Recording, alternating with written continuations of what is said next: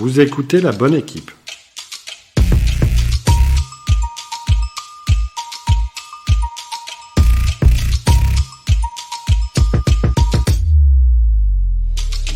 On a déjà dû vous poser la question « Qu'est-ce que tu veux faire quand tu seras grand ?» Et en général, la réponse est « J'en sais rien ».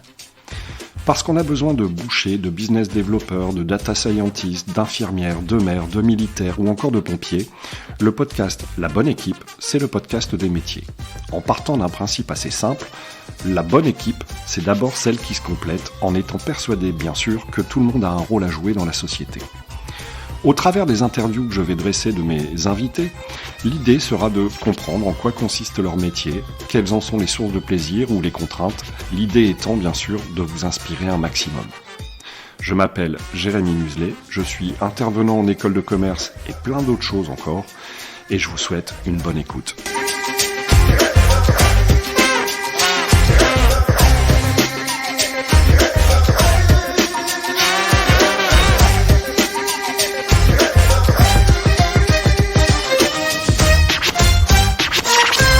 Ça y est, on y est.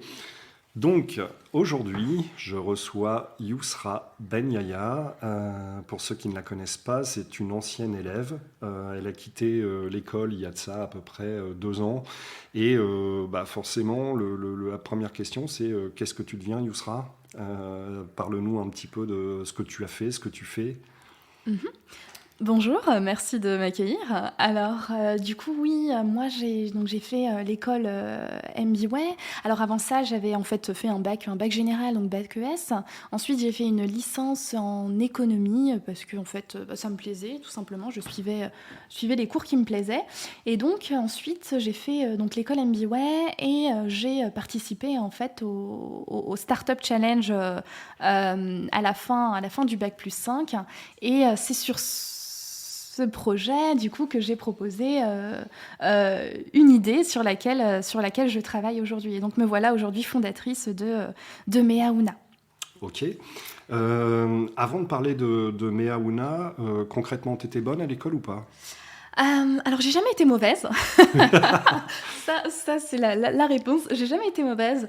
Oui, alors j'ai toujours tourné autour de entre 12 et 16 pendant toute ma scolarité. Mais en revanche, j'ai toujours été sur le terrain à côté. C'est-à-dire que j'ai toujours été engagée dans des associations parce que le côté cours m'a jamais suffi, en fait. J'avais besoin de concret à côté tout le temps, depuis ma première année d'études. Comment des assos du type, par exemple ? Alors là, premièrement, je pense notamment à la FEV. Donc, on accompagne les jeunes dans le milieu scolaire qui ont des difficultés, etc. À Lumière pour les enfants, donc tout ce qui est voyage humanitaire, voilà, donc vraiment plusieurs assos dans ce domaine-là, toujours à côté des études, depuis mon bac plus 1 en fait. D'accord. Et qu'est-ce qui fait qu'à un moment donné, tu te dis, tiens, je vais faire une école de commerce, c'est comme moi, c'est-à-dire, je sais pas quoi faire, je fais une école de commerce, ou il y avait un vrai projet derrière ? Alors honnêtement, j'avais toujours été dans le public et je me suis dit, mais tiens, ce qu'on propose dans le privé, en fait, ça m'attirait beaucoup.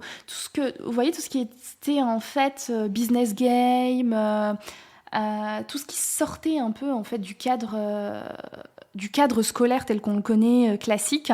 Donc voilà, t'es en amphi, parce que moi j'avais fait une licence du coup en amphi, super chargée, etc. Et moi c'est ça j'en avais un peu ras-le-bol, et c'est ce que je te disais, tu vois. Le côté super scolaire, moi ça me donnait envie d'avoir autre chose à côté, et c'est ce qui fait que j'avais toujours ce côté recherche d'assaut à côté, en fait. D'accord. Et donc, c'est cette première chose que je cherchais en école, et aussi la possibilité d'alternance que je cherchais et que j'ai adoré, quoi. Et qu'est-ce que tu faisais en alternance ? En alternance ?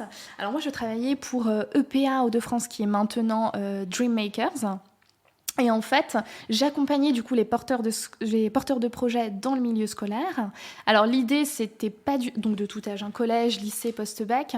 L'idée, c'était absolument pas qu'ils ressortent de là en ayant créé leur boîte, mais de les aider en fait à travers un projet qui les anime, de travailler toutes les compétences liées à l'entrepreneuriat. Donc je pense notamment à l'audace, la prise de parole en public, la créativité, etc. Quoi, toutes ces compétences-ci. D'accord. Et Donc aujourd'hui, en fait, tu as fondé Meaouna. Oui. Meaouna, en 2 mots, c'est quoi? Alors, Meaouna, en 2 mots, c'est le premier patch anti-auréole sain et écologique. J'aime bien dire efficace, sain et écologique. Ok. Concrètement, pour ceux qui visualisent pas trop ce que ça peut être, de ce que j'ai compris, après tu m'arrêtes si c'est Oui, faux, mais c'est une sorte de pièce de tissu qu'on vient mettre sous les aisselles ou en tout cas sur le vêtement exactement. pour éviter de transpirer. Et justement, en fait, une des questions, c'est est-ce que tu sens, alors a priori pour ceux qui nous écoutent, elles sont pas mauvais, hein, Yousra, mais Je est-ce que sens bon. tu peux nous expliquer un peu plus dans le détail en quoi ça consiste? Évidemment, on mettra tous les liens nécessaires sur la description du podcast, mais déjà de comprendre le principe. Bien sûr. Alors, il y a une chose importante que tu as dite, c'est le patch qui te permet de ne pas transpirer. Alors, justement, ce patch te permet de transpirer. Ce que j'adore dire, c'est il te permet de transpirer sereinement, en fait. Puisque transpirer, c'est un phénomène naturel et tout à fait normal et qui est super important, justement, pour maintenir ton corps à une température normale de 37 degrés. Et donc, du coup, justement, ces produits qu'on applique, ces antitranspirants truffés de produits chimiques et cancérigènes, justement, eux vont venir bloquer la transpiration. Et c'est ce qui est très mauvais pour notre corps. Et c'est l'une des premières raisons du cancer du sein chez la femme. Et donc du coup, ce patch anti-auréole, exactement comme tu l'as décrit, donc il est en bimatière. Donc d'un côté, on a une phase qui est en lyocell, qui viendra épouser les selles, et l'autre phase en tissu déperlant imperméable qu'on viendra appliquer sur le vêtement, exactement comme tu l'as dit, à l'aide de languettes adhésives, médicales et textiles. Donc le vêtement ne sera absolument pas abîmé, le patch non plus. Quand on a terminé, on enlève la languette et on met son patch à laver, quoi. Ok. Pour ceux qui nous écoutent, le prix indicatif, c'est combien? Alors là, actuellement, on est aux alentours de 22 € parce qu'en fait, j'ai la livraison. En fait, je compte sur la plateforme sur laquelle j'ai lancé, je compte la livraison à ma charge. D'accord, ok.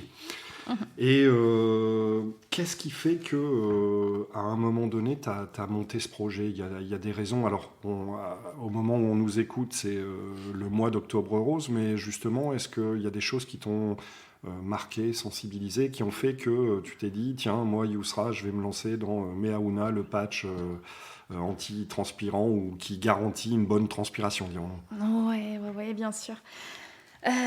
Alors c'est drôle, mais j'ai l'impression que j'ai pas choisi ce projet, c'est qu'il m'a choisi, vraiment, qu'il m'a choisi parce que j'ai l'une des personnes que j'aime le plus au monde qui a été touchée d'un cancer. Et c'était des mois super durs à vivre. Et en fait, c'est ce qui... Je ne me questionnais pas du tout sur ce qu'on appliquait, etc. Et c'est cette première chose qui m'a fait faire ces recherches, en fait, de dire mais qu'est-ce que c'est? Pourquoi maintenant on doit éviter? Enfin, pourquoi, en fait?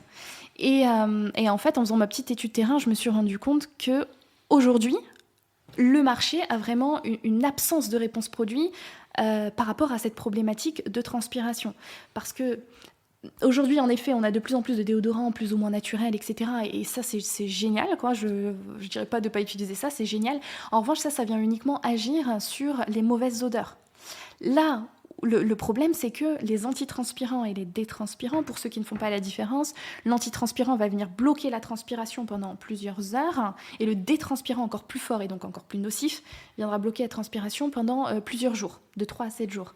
Donc plus c'est fort, plus c'est mauvais. Et en fait, le souci, c'est qu'aujourd'hui, si vous vous rendez en pharmacie ou autre, et que vous demandez quelque chose pour cette problématique-là de transpiration apparente, eh bien, on n'a que ça à vous donner. Même si c'est super nocif, même si on n'a que ça, on sait que c'est mauvais, on vous donnera ça.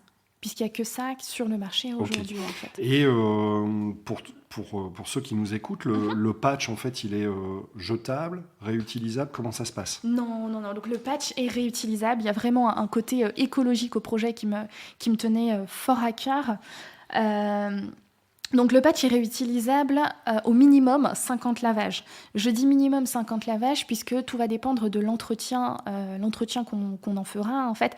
Alors il faut savoir que les matières utilisées, notamment le lyocell, se lavent très très bien à 30 degrés. Maintenant, voilà, on parle d'hygiène, etc. Euh, je, je voulais vraiment communiquer sur le fait que un lavage à 60 degrés, bah, c'est OK, quoi. Mais du coup, si on entretient son patch à 60 degrés ou à 30 degrés, sa durée de vie sera différente. Oui, évidemment, Mm, mm, mm. évidemment.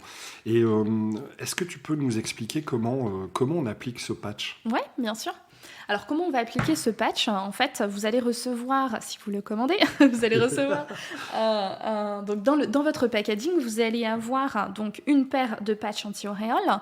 Donc ça va dépendre aussi en fonction du pack que vous commandez, puisque j'ai plusieurs packs. Le pack découverte, le pack annuel, le pack rechange. Donc vous avez 2 paires de patchs, comme ça vous permet de switcher quand un est au lavage, etc. Le pack annuel, donc le pack annuel, pardon, dans lequel vous en avez 3 en fait pour pouvoir changer, etc. Tout au long de l'année.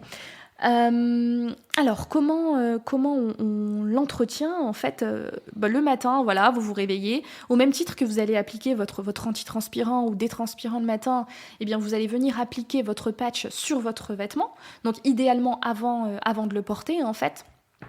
Ça c'est plus simple pour vous, vous avez une meilleure visibilité, etc. pour bien le placer à l'endroit où habituellement vous avez vos auréoles de transpiration.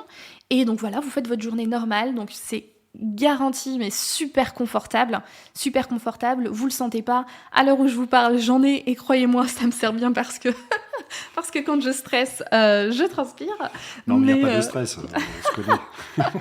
mais ouais. Du coup, et donc à la fin de journée, vous l'enlevez. Donc vous l'enlevez du vêtement en fait. Vous décollez la linguette adhésive, donc celle-ci vous la jetez, et ensuite vous mettez votre patch en machine et puis vous le lavez. Ça sèche ultra rapidement parce que c'est 2 matières qui sont sportwear en fait finalement et qui sèchent très très vite, quoi. Ok. Il y a un point sur lequel tu n'as pas trop insisté, mais le patch, il est de conception française, fabriqué en Europe. C'est ça. Alors, donc cette idée est née en France. J'ai travaillé dessus en France, etc. Et par contre, pour la fabrication, ça rejoint la question des obstacles, justement. J'ai eu beaucoup de mal. Enfin, j'ai fait énormément de démarches pour produire ça en France et même en Hauts-de-France, en fait. Voilà, je voulais que ce soit un projet régional. Peut-être que ça le deviendra d'ici, je sais pas, d'ici quelques mois, d'ici quelques années, en fonction de l'aventure et des avancées de Meaouna. Mais en tout cas, voilà, j'ai pas réussi à produire ça en France puisque on me demandait un investissement de départ important que je n'avais pas. Pour moi, c'était important d'avancer à mon rythme, d'avoir des retours au fur et à mesure, de tester en fait le terrain, de voir si ça plaisait. Donc oui, on se lance, ou non, ça plaît pas et on se lance pas. C'est pas grave, mais ce qui était super important pour moi, c'était de me lancer et de tester en fait. Et donc du coup, j'étais contre, tout simplement, j'étais contre ce gros investissement de départ. Je voulais même pas aller à la recherche d'eux, en fait. Et donc j'ai cherché à le produire en fonction de mes moyens. Et donc je suis arrivée jusqu'au Maroc pour essayer de produire ça. Alors même chose, ça n'a pas été, c'était plus ou moins les mêmes problématiques rencontrées en France. Et j'ai fini ensuite à Malte. Et c'est donc à Malte, alors ce qui est incroyable, c'est que du coup je produis dans la seule usine de broderie de Lille en fait. Et voilà, je trouve que l'aventure de ce projet est incroyable parce que vous voyez pas mes yeux, mais je pense que j'ai des petites étoiles. Je confirme. Je confirme, il y a des paillettes dans les yeux, comme dirait quelqu'un. C'est vrai que tu t'en as très peu parlé, mais en termes de financement, aujourd'hui, on peut dire que tu es 100% bootstrappé. Enfin, bootstrappé voulant dire tu es 100% autofinancé ou tu fais appel au crowdfunding. Est-ce que tu peux nous expliquer un peu plus là-dessus, là où t'en es, quel est le but, et ainsi de suite? Oui, bien sûr. Alors, en effet, ouais, en ce moment, c'est complètement un investissement personnel, quoi, des fonds personnels. En revanche, aujourd'hui, j'ai lancé, du coup, sur cette plateforme qu'on dit de crowdfunding, en fait, qui est Ulule. Donc, Ulule, qui est une plateforme française qui recense les projets à caractère écologique. Et en fait, donc vous avez deux options sur cette plateforme. C'est soit vous appelez uniquement à des fonds, en fait, donc vraiment crowdfunding. Et la deuxième option que moi j'utilise, c'est de réaliser en fait directement des préventes. Et moi, c'est ce que j'ai choisi. Et ces préventes-là vont vachement m'aider, en fait, justement, à lancer cette première grosse production. Mais en effet, comme je vous le disais, moi, ça ne m'a vraiment pas intéressée de... Je pense que, voilà, même si on n'a pas l'argent, je pense que c'est toujours possible d'aller lever des fonds, enfin, d'aller les chercher. Mais moi, ça ne m'a pas intéressée parce que vraiment, enfin, pas pour l'instant en tout cas, parce que je voulais vraiment tester, sonder le marché, tester le terrain, voilà, et réellement voir s'il a une place ou pas, hein, en fait. A priori, moi, du point de vue, je dirais purement extérieur, j'ai le sentiment que ça correspond à une demande. Pourquoi ? Parce que quand on regarde sur Ulule, on va dire que tu as dépassé un peu les 50% en fait, de ta liste de départ. À l'heure où on enregistre le podcast, il reste une trentaine de jours. Donc, a priori, il y a un besoin. Ouais, c'est ce que... Mais alors, c'est ce que... Du coup, je reviens sur cette histoire de financement. Comment tu fais pour vivre au quotidien ? Parce qu'aujourd'hui, pour ceux qui nous écoutent, je dirais, tu ne gagnes pas 1 euro sur ton projet. Comment tu fais ? Oui, là, sur le projet, je mets plus d'argent que j'en gagne, ouais, tout à fait. Mais bon, c'est le démarrage. Alors, comment je fais ? Je donne actuellement des cours pour une école qui s'appelle Tobian School, donc des cours en ligne. J'ai actuellement une vingtaine d'élèves et donc je donne des cours particuliers, uniquement des cours particuliers, de français et d'anglais. D'accord, ok. Et alors tout à l'heure on parlait d'obstacles. La question qui tue, est-ce que c'est compliqué de monter une boîte quand t'as quel âge ? T'as 25 ans, oui, tout juste. Est-ce que c'est compliqué de monter une boîte quand on a 25 ans et de surcroît être une femme ? Mon propos il est pas macho, mais peut-être que c'est complexe, j'en sais rien. Alors c'est pas facile. Pourquoi ? C'est pas facile parce que alors c'est peut-être propre à mon projet, mais j'avance seule. C'est un projet que je porte seule. Et c'est vrai que je pense que ça aurait été déjà d'un grand support, d'une grande aide, d'avoir une équipe, enfin, tu vois, d'autres membres de l'équipe vers lesquels se tourner quand tu as telle ou telle problématique. Donc voilà, j'avance seule, donc ouais, non, c'est pas facile. Après, j'imagine qu'en équipe, ça doit pas être facile non plus. mais ouais, c'est pas facile parce qu'en fait, la première chose que j'ai envie de te répondre, c'est que c'est des montagnes émotionnelles, quoi. C'est des montagnes émotionnelles puisque parfois tu te réveilles, tu as un mail, mais c'est une super nouvelle, quoi. Quelqu'un qui veut te soutenir à 100%, qui te partage, qui commente, je sais pas. Et puis un autre jour où tu auras, comme là actuellement, j'ai des soucis avec mon nom de domaine par exemple, mais voilà, des petits trucs informatiques, que tu maîtrises pas en fait, tout simplement. C'est clair que quand tu entreprends, tu es à la fois le DG, l'assistante, le coursier, le livreur, le service client, enfin tu fais tout. C'est la beauté de l'exercice. Carrément. Et comment ton ambition à terme, aujourd'hui en fait on peut dire que tu fais principalement du B2C au travers de la plateforme Ulule. Comment tu vois l'avenir ? Tu as des projets bien précis, tu sais où tu vas, vas-y, explique. Ouais, pour mes Aouna, j'ai des projets. En fait, là, je me dis vraiment que peu importe à quel point c'est compliqué, je me dis que c'est mon bébé. C'est mon bébé et vraiment, je veux l'amener loin. Déjà parce que je suis persuadée que ça pourrait aider un tas de femmes et d'hommes. Alors attention, parce que c'est vrai que sur la charte graphique, voilà, il y a beaucoup de roses, etc. Parce que c'était super important pour moi de reprendre les couleurs du breast cancer du sein, la Ligue contre le cancer du sein. Mais donc encore une fois, pour ceux qui nous écoutent, je ne sais pas si vous le savez ou non, comme on peut le croire, le cancer du sein ne touche pas que les femmes. 1 homme sur 1000 est touché en France. Et voilà, c'est quand même énorme. Et donc ça, il faut le souligner. Et donc du coup, j'en ai perdu ta question. Voilà. Alors non, mon bébé, oui, Miaouna, c'est mon bébé. Et donc j'en ris parce que la semaine, il y a quelques jours, j'étais à Malte par rapport à ma production, etc.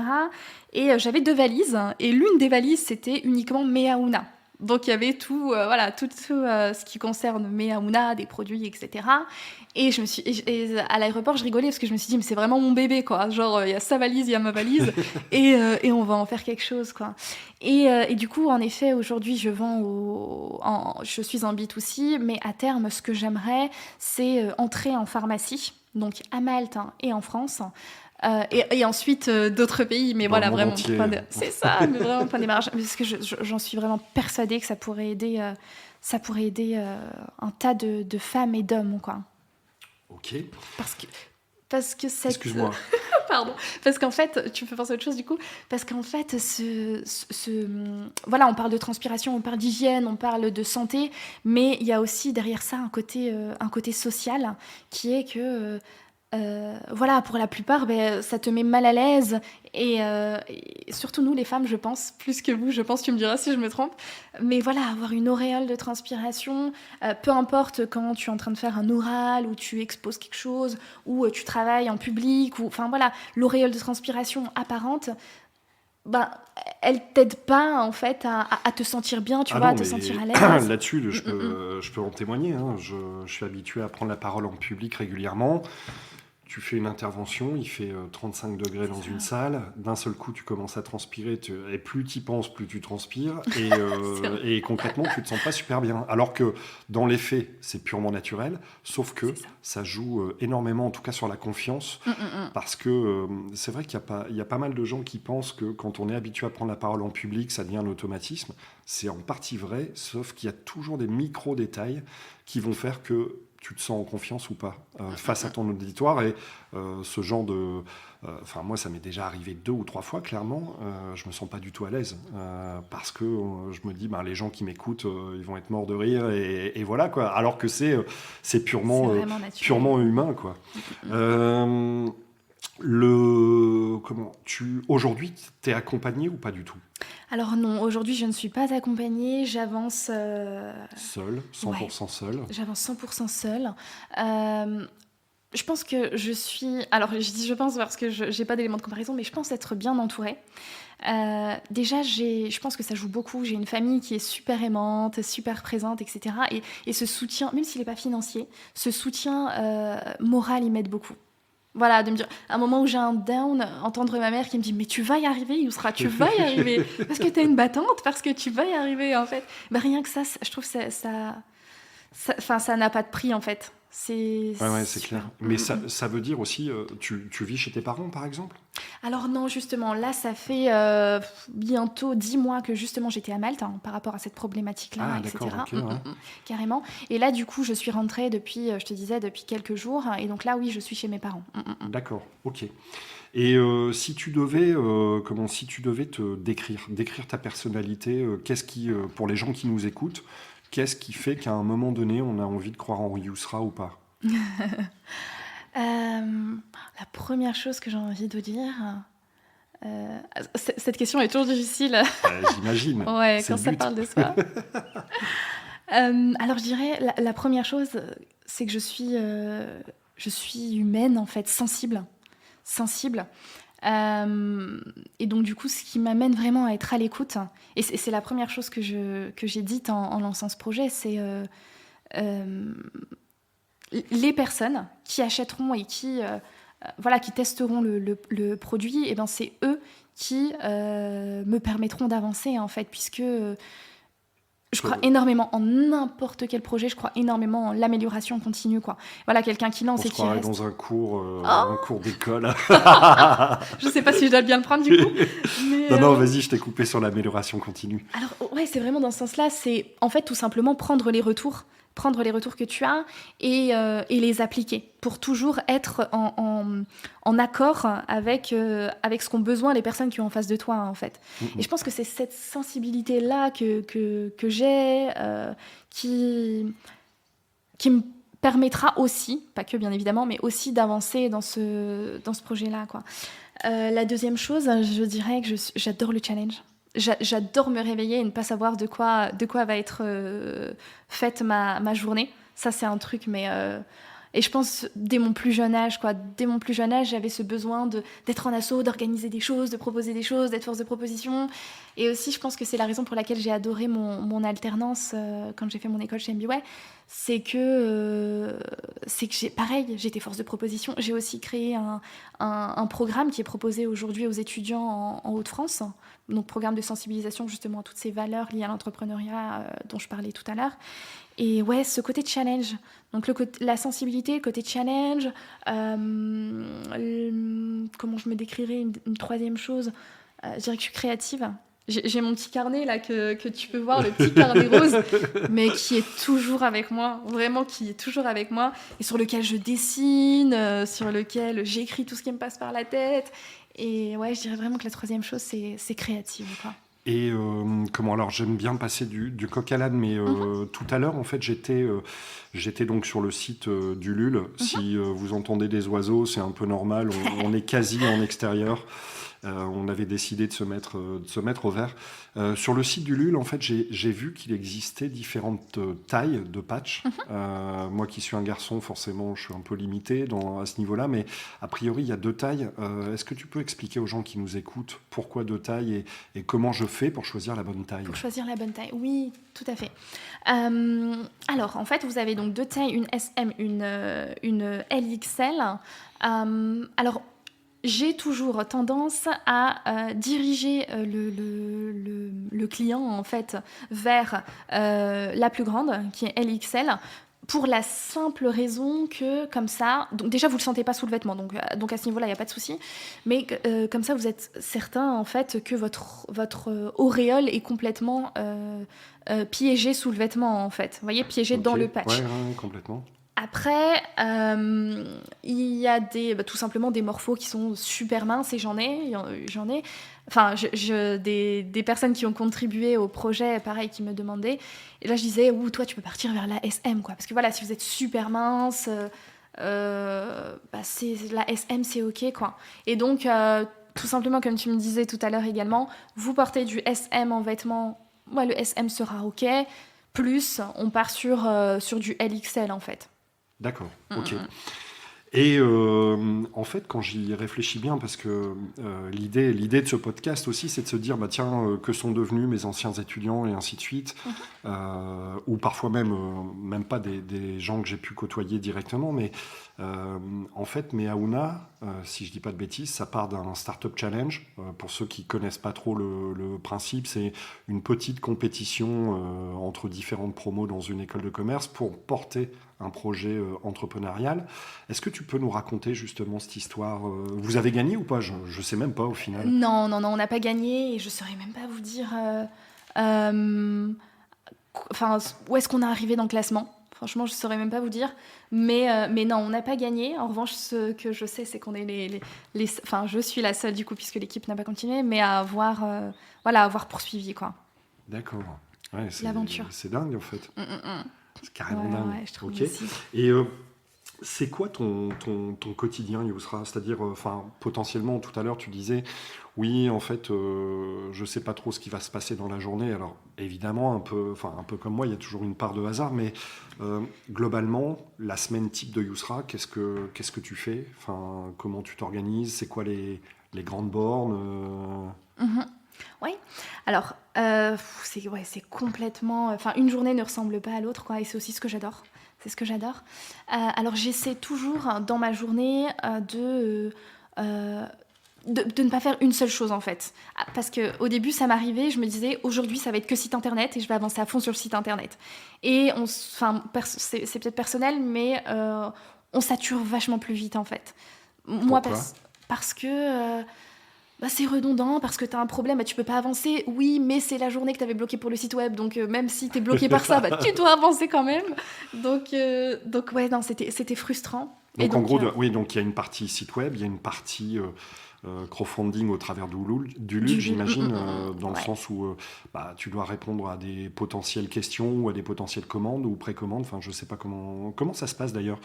Est-ce que tu peux nous expliquer j'arrive sur Ulule, je me dis tiens, le projet de Yousra c'est carrément stylé, j'y vais.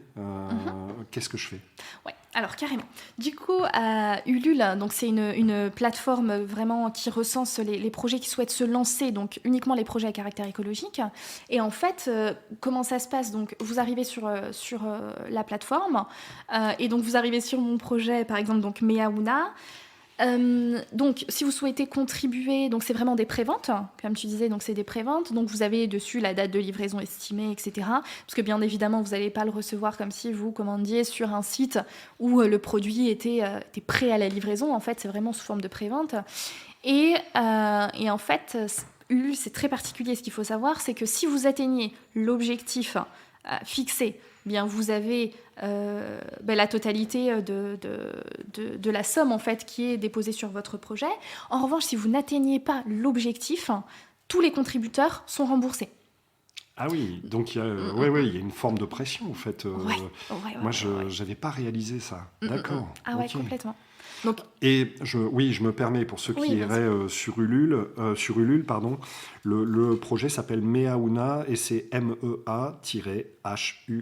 On est d'accord, exactement, hein oui, Ouais, c'est ok. ça. Donc, il y a une partie site web, il y a une partie, on va dire, financement participatif. Qu'est-ce que tu fais d'autre? Qu'est-ce que je fais d'autre? Donc, Bon, il y a ton activité de prof, comment dire, à distance, C'est ça. avec des élèves. ouais, Ok. c'est ça. J'ai une vingtaine d'élèves sur Tobian School. Et donc, à côté, il y a une partie site web, il y a une partie Ulule qui est stressante, puisque surtout, je vois les Le jours compteur, défiler. oui. Exactement.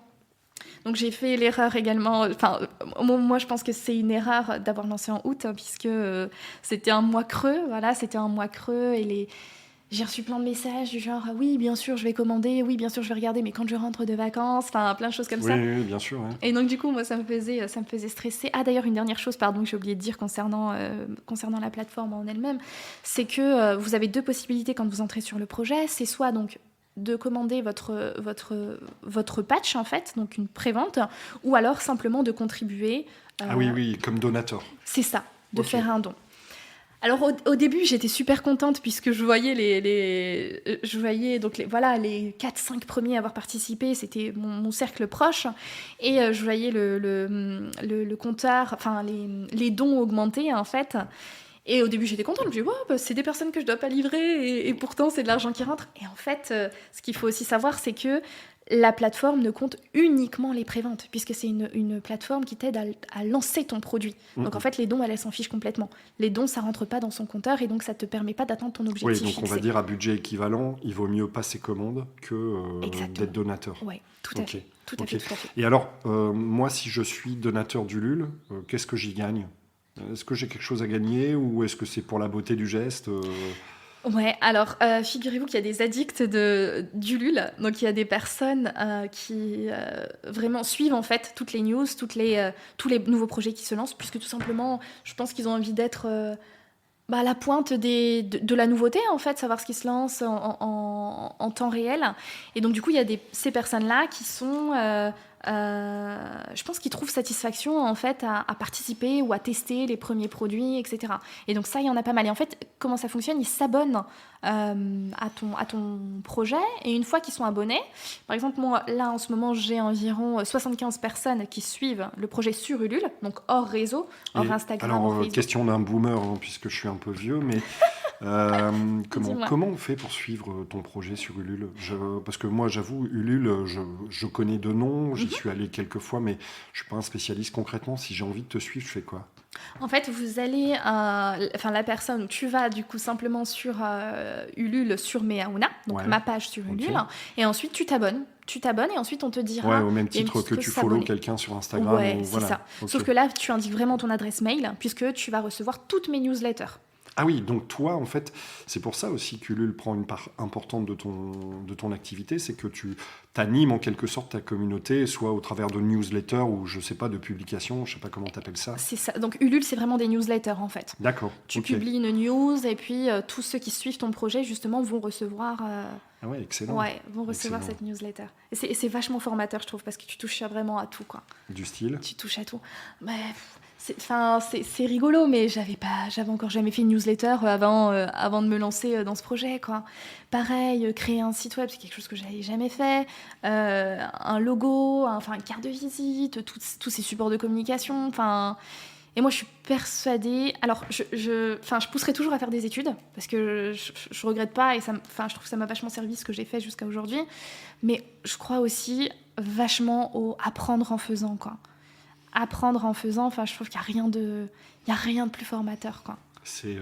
Ouais, non, c'est clair. Après, c'est en fait, toute la difficulté, je trouve, c'est parfois de faire le lien entre une matière et ce qu'on peut en faire dans la vraie vie. Ah, mais Et carrément.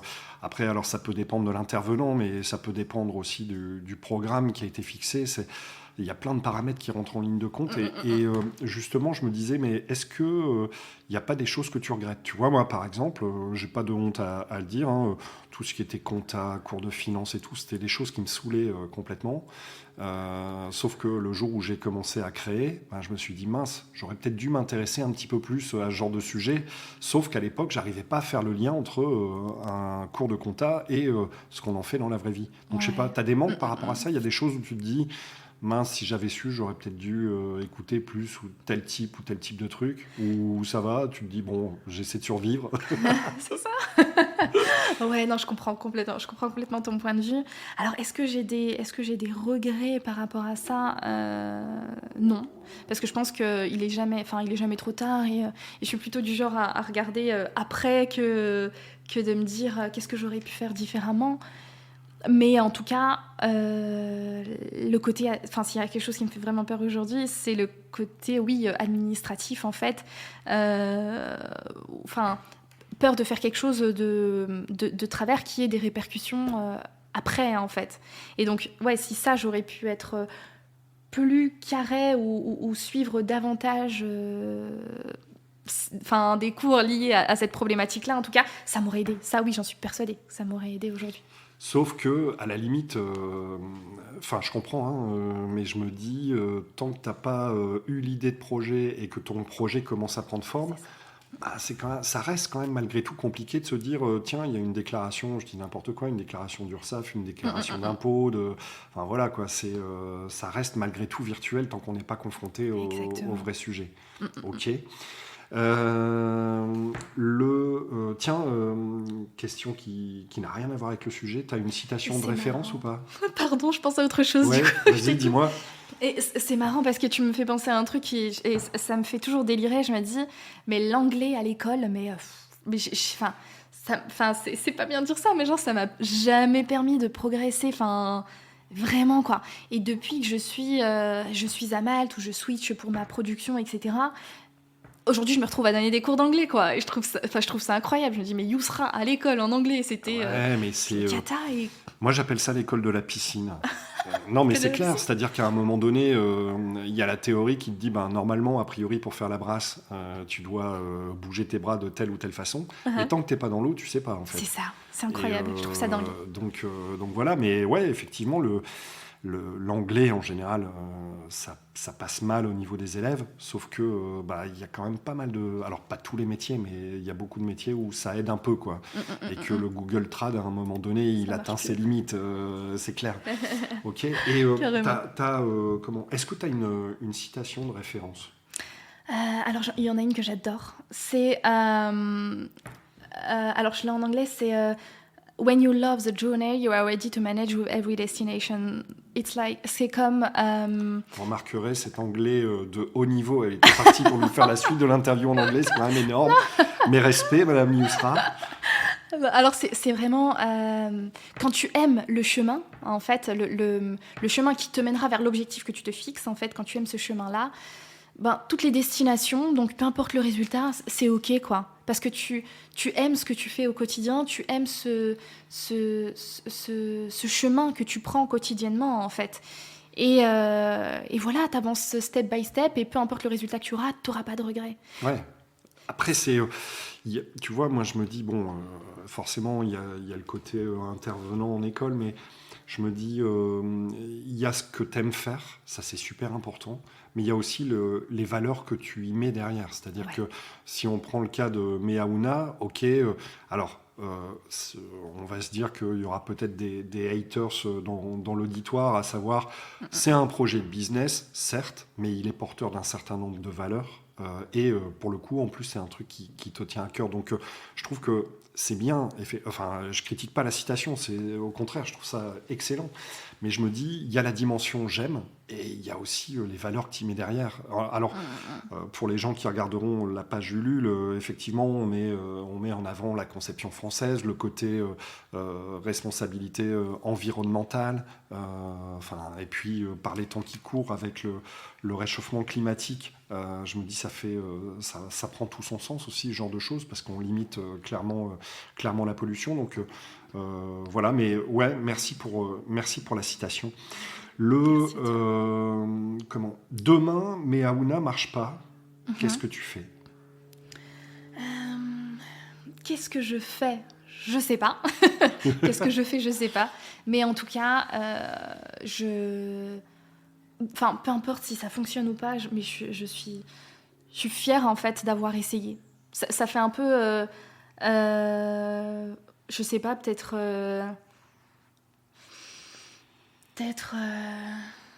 je crois trop en moi. Non, pas du tout. Enfin, quand je dis ça, peut-être que on peut penser ça, pas du tout. Mais pendant cette aventure où voilà, j'arrivais pas à produire, où j'arrivais pas à trouver de solution pour produire, etc., je me disais, mais je veux juste essayer, quoi. Je veux juste essayer, ça fonctionne, c'est bien, ça fonctionne pas, c'est pas grave, je vais rebondir, quoi. J'ai confiance, franchement, c'est bizarre comme réponse, mais j'ai confiance en l'avenir, quoi. J'ai confiance en l'avenir parce que je suis une battante. Je suis une battante et je continuerai à franchir les obstacles tant qu'il y en aura, quoi. Et si un jour... À mon avis, il y en aura toujours un petit Ouais. peu. Tu vois, parce qu'au départ, tu démarres petit, et puis peut-être tu deviens moyen et tu as des problèmes de moyens, et puis plus tu es gros, plus tu as de problèmes, a priori. Ok. Tu voulais rajouter un truc? Est-ce que je voulais rajouter quelque chose? Alors là, on a un avion qui passe à côté de l'enregistrement. C'est génial. Donc ça, c'est beau toujours décor. très sympa. Ouais, c'est ça. En fait, on est sur un aéroport en vrai. Non, sinon, alors on va attendre que cet avion passe, bien sûr, voilà, c'est fait. Donc, si ça marche pas, a priori, tu dis, voilà, a priori, enfin, non, c'est pas a priori, t'es une battante. Et puis, c'est vrai que pour ceux qui nous écoutent, je me dis, partant d'un projet financé en crowdfunding, a priori, la chute est pas non plus énorme.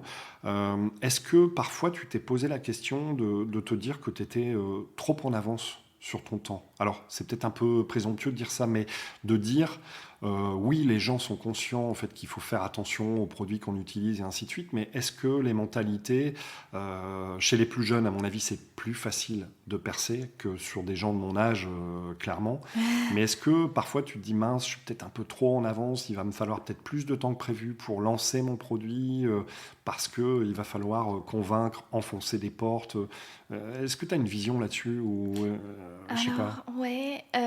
Alors, c'est marrant, et je vois deux choses dans ce que tu dis. C'est en avance sur les mentalités et en avance sur... Enfin, dans ce que tu me dis, je vois deux choses. Est-ce que tu es en avance par rapport aux mentalités? Est-ce que tu es en avance par rapport à ton âge? Par rapport à ton âge, je trouve que pas du tout. Je trouve même que je suis en retard. Je trouve même que je suis en retard. Vas-y, explique. Là, tu m'intéresses. En quoi tu serais en retard par rapport à ton âge? Je sais pas, genre 25 ans, j'aurais aimé lancer, alors que ce soit ce projet ou non, mais juste l'entrepreneuriat, tu vois, ce côté, tu te retrouves face à toi-même, et je pense que c'est ça aussi que j'adore, tu te retrouves face à toi-même, tu vois ce que tu es capable de faire ou non, quelles sont tes limites, et en fait, tu apprends à te découvrir au quotidien, et ça, c'est un truc que j'adore. Bah ça, je trouve que dans notre génération, en tout cas, ça se fait super jeune, et je me suis déjà dit, ouais, t'as déjà 25 ans, quoi. Ah ouais, genre t'es méga vieille, quoi. Ça, je me le suis déjà dit. Honnêtement, je me le suis déjà dit. Sérieux? Ouais, complètement. Ouais, mais non, mais il n'y a pas... Franchement, j'ai plein d'exemples autour de moi, mais il n'y a pas d'âge, il n'y a vraiment pas d'âge pour entreprendre. Et... Alors ok, blague de mauvais goût certes, mais le prince Charles, qui est devenu roi il y a quelques jours, il démarre son taf à 73 ans, quoi, tu vois. C'est vrai. Donc non, mais blague à part, il n'y a pas d'âge. Enfin, je pense pas qu'il y ait un âge pour entreprendre. Au contraire, je trouve que c'est une question je dirais d'envie, de maturité. Et peut-être que l'envie, tu l'as à 30 ans, ou à contrario, tu peux l'avoir à 20 ans. Vrai. Mais Non, il n'y a pas d'âge. Donc, oui, tu disais, tu parlais d'âge et tu voulais rajouter un deuxième Par point. rapport aux mentalités, ouais.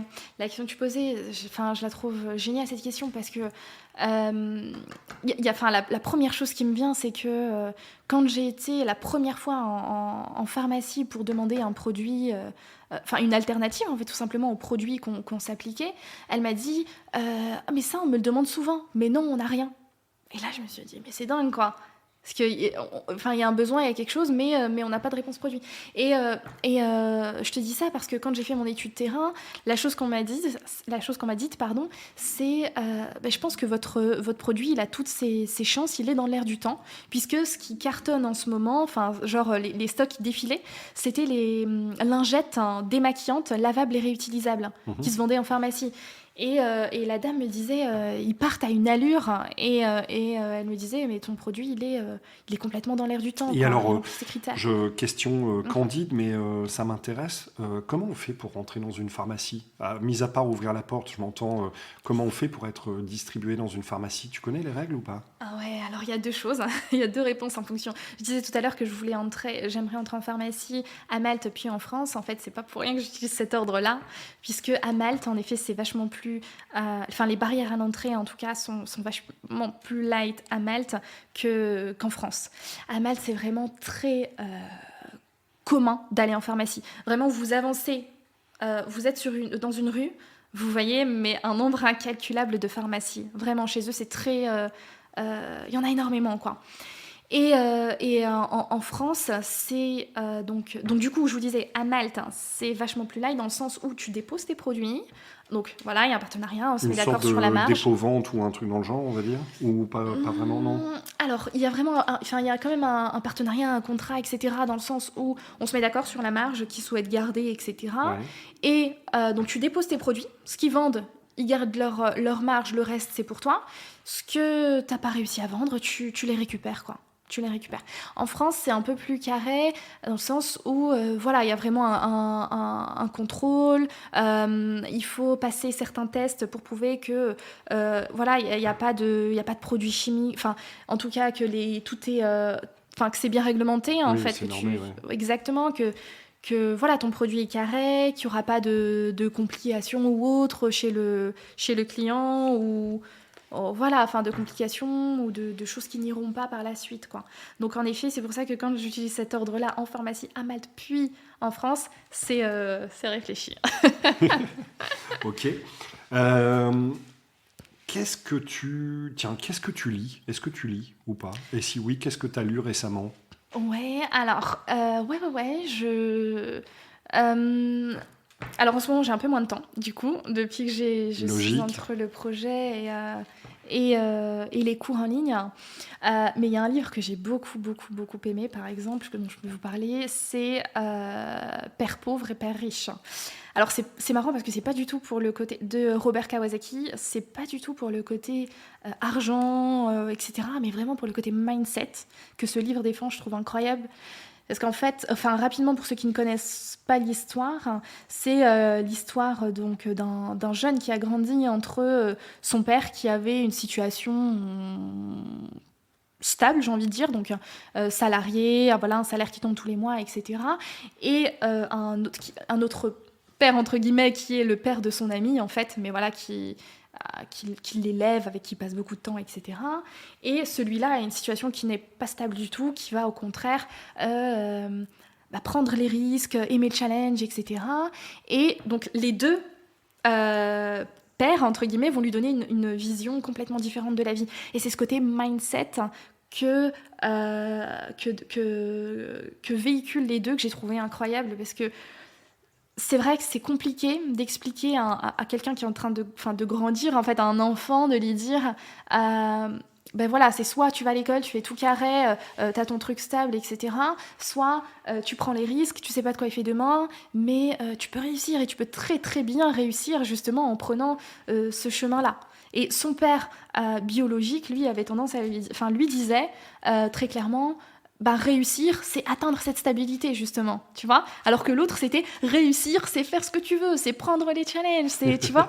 Et c'est ce côté, donc c'est pas du tout le côté argent qui m'a plu dans ce livre, mais vraiment le côté mindset, quoi. Ouais, de dire n'aie pas peur. Ouais, c'est ça. n'aie pas peur, vas-y, quoi.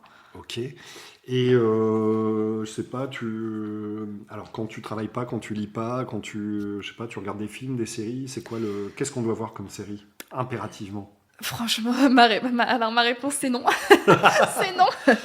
Non, franchement, je sais pas pourquoi, peut-être parce que je suis trop créative, mais je m'ennuie très vite. Je m'ennuie très vite devant la télé. Ok. Donc séries, films, non. J'ai toujours, quand j'essaie de mettre quelque chose, j'ai toujours soit mon carnet qui arrive dans mes mains ou mon Mac ouais. qui arrive dans l'autre main. J'ai besoin d'être... T'es une work alcoolique en fait. C'est joliment dit. C'est joliment dit. Mais oui, je m'ennuie très vite devant la télé. Je m'ennuie très vite. Ok. Alors, Yousra, la question qui tue peut-être, mais comment on peut t'aider? Alors, comment on peut m'aider aujourd'hui? Honnêtement, c'est en contribuant en fait à cette campagne de lancement, donc sur Ulule. Donc, soit de commander votre pack en pré-vente, hein, et donc essayer les produits. Donc, ça, c'est la première manière.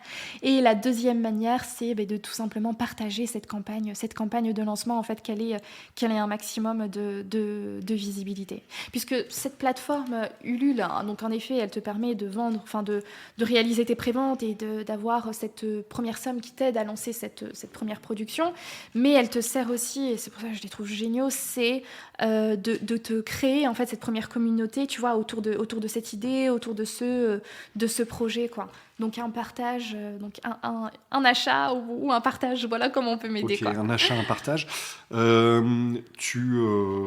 Meaouna, et je t'avoue que j'ai pas vérifié, mis à part sur LinkedIn, mais Meaouna est présent sur les réseaux ou pas trop ou... Oui, on est sur Instagram et Facebook, TikTok également. Pas mal de choses qui sont prévues sur TikTok prochainement.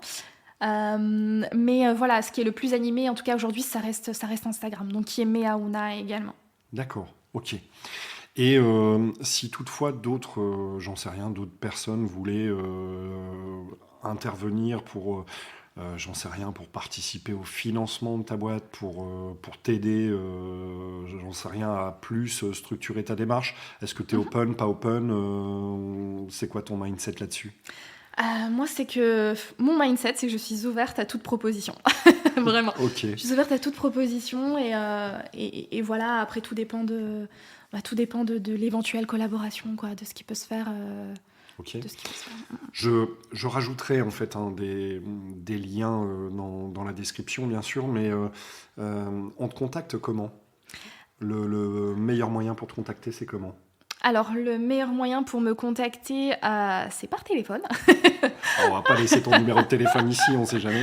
Non, mais du coup, vous avez mes coordonnées qui sont sur toutes les plateformes qu'on a citées, en fait, finalement. Vous pouvez me contacter à travers Ulule, vous pouvez me contacter à travers Instagram, vous avez en bio, vous avez pareil le lien Ulule et l'adresse mail de... Sur Insta, c'est Meaouna aussi. Hein. Oui, c'est ça. Sur Insta, c'est Meaouna, et donc vous avez l'adresse mail qui est en bio, donc contact@meaouna.fr. Et donc voilà, je suis super réactive, j'ai toujours mon Mac pas très loin, pas très loin de moi, donc ouais, n'hésitez pas. J'en doute pas. Je sais pas, t'as une question ou pas? Une question, non, pas de question, mais en revanche, je suis très contente de cet échange. Et le cadre, alors ça vous pouvez pas le voir malheureusement, mais le cadre est super agréable. Et voilà, on a un petit ciel bleu, de la verdure, donc on est très bien là derrière nos micros. En même temps. On est très bien derrière nos micros. Yousra, merci beaucoup. On se dit à bientôt pour un prochain épisode et portez-vous bien. Avec plaisir, merci à toi Jérémy. Ciao. Si tu es arrivé jusque-là, c'est que tu as écouté cet épisode dans son intégralité et dans ce cas-là, je t'en remercie vivement. Si tu veux nous aider à remonter dans les moteurs de recherche, pour ça, il y a 3 solutions. La première, abonne-toi directement au podcast La Bonne Équipe. La deuxième, mets-nous des commentaires trop sympas et des évaluations qui vont avec sur les plateformes comme Apple Podcast ou Spotify. Et enfin, n'hésite pas à abonner de force tes amis ou ta famille, ça leur fera du bien. Sur ce, je te souhaite une bonne semaine et à la semaine prochaine.